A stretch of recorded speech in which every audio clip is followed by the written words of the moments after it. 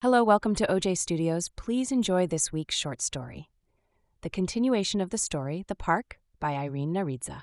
Among the forested mountains was a small town that enjoyed great vegetation that was the attraction of several tourists who came to the place to camp or mountaineering. Furtown was named in honor of the most abundant tree in the forest that surrounded it. In the center, the market, a recently opened hotel and the park were concentrated.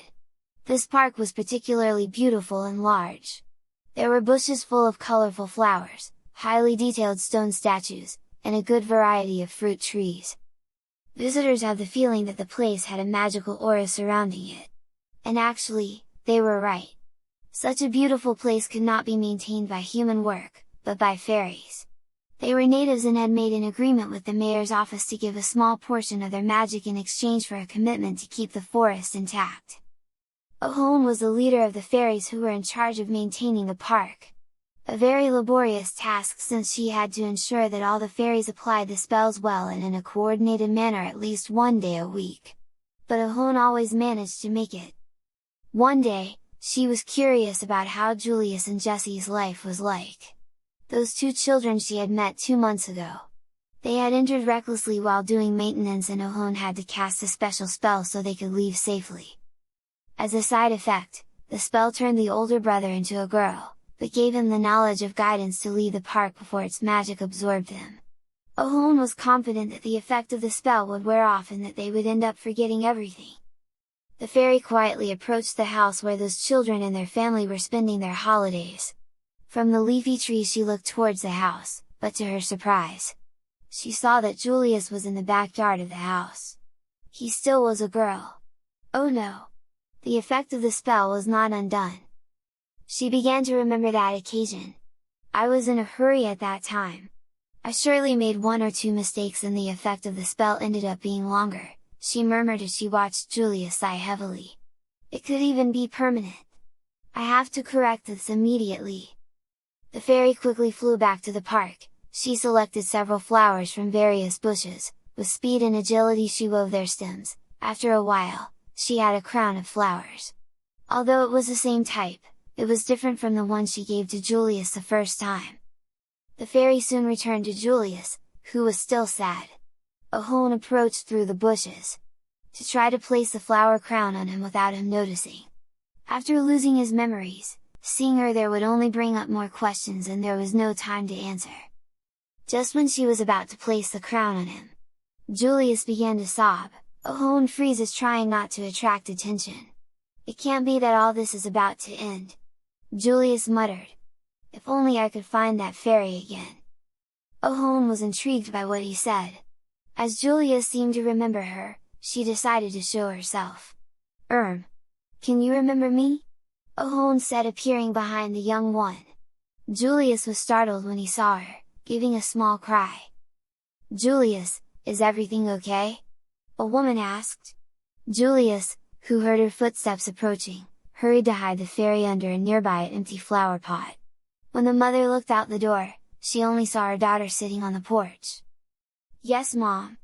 I'm fine, I saw a mouse. She excused herself nervously. Don't worry, Sugar Cub. The mice here are harmless, they won't hurt you. The woman said before returning inside the house. Julia sighed in relief before picking up the flower pot. Is it really you? She asked quietly with hope in her words. If you mean the fairy you saw in the park the other day that gave you a flower crown that transformed you into a girl. Yes, it's me. Ohone said as she sat up. The fairy took a small crystal that she had in a bag at her waist. She grabbed it and brought it close to her chest. After a few seconds it shone. Just as I feared, she said as she discerned the state of the spell. The fairy looked for the flower crown that she had brought and found it quickly. She reached for it and brought it to Julius. My magical intuition tells me that the effect of the spell is permanent, rather, almost permanent. Put this on, it will get you back to normal. The young girl stared at the crown before pushing it away from her. That's why I wanted to find you. I wanted to talk about it, she said, leaving the fairy surprised. Whatever you have to tell me, do it in the forest. I don't want to attract the attention of other humans. Julius nodded and they both went into the periphery of the forest near the house. After making sure that there were no other people hearing them, Ohone asked, "What did you want to tell me?" The fairy was expectant. "It was all very strange. One day I was living my life. I was a normal girl, I helped my parents, played with my sister. We do everything together. It was like we were the perfect family." Julius's face reflected a certain glow, like someone telling a close friend about something they're very passionate about. "But the next day, I remembered everything, that I was actually a boy and that my sister and I were in that park. Basically, I remembered everything. I remembered that this is not really me. Which is part of the spell." Her expression darkened as she said those words. "Our vacation is over. We will return to the city tomorrow, but I don't want this to fade away. I don't want to go back to normal," she said in frustration. "What are you talking about? Don't you want to be a boy again? Do you know that you will still have your family being a male?" said the fairy, not understanding the situation very well. "Yeah. I know, but the thing is that..." Julius seemed to hesitate on whether to say it or not. "I feel that this time I have been a girl. I have been able to connect better with my little sister and my family. I feel like we can be closer," she said shyly. "Besides, it hasn't been bad at all being a girl. There are many things that I like this way. I feel like I want to stay this way." There were a lot of things she wanted to express, but she wasn't sure whether to open up completely. "So, are you afraid that the spell will be undone when you leave the mountains because you feel happier being a girl?" Ohone asked. Julius felt that the fairy said in a single sentence the fear and desire that she could feel, but not express. She nodded slowly, not knowing how the magical being would react. "Not all spells require you to stay in a specific place for them to maintain their effect," Ohone began to explain. "The spell of the first flower crown can remain whether you are here or on the other side of the world." Julius's face lit up again. "That is awesome!" she said excitedly, but immediately she pretended not to be so happy. "I mean, oh wow! I guess I had no choice anyway."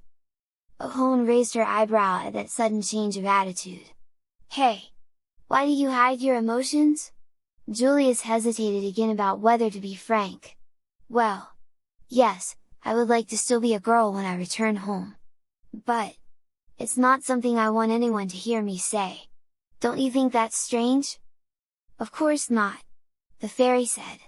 "Humans are often complex. Very different from each other, but everyone wants the same thing. Happiness. You're not strange for wanting to be happy in that unique way.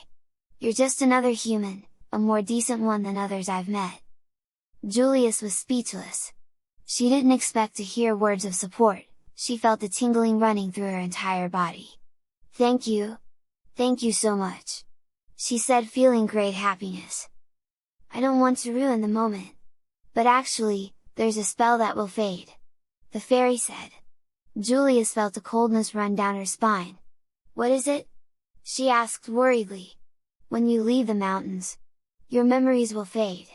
But when you come back, your memories of the park, the fairies and the magic behind it all will all come back to you."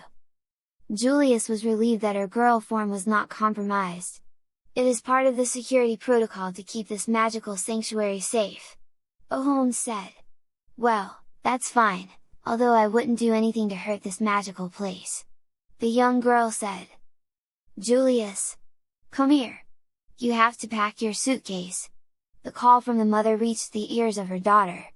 "Well, I have to go," Julius said.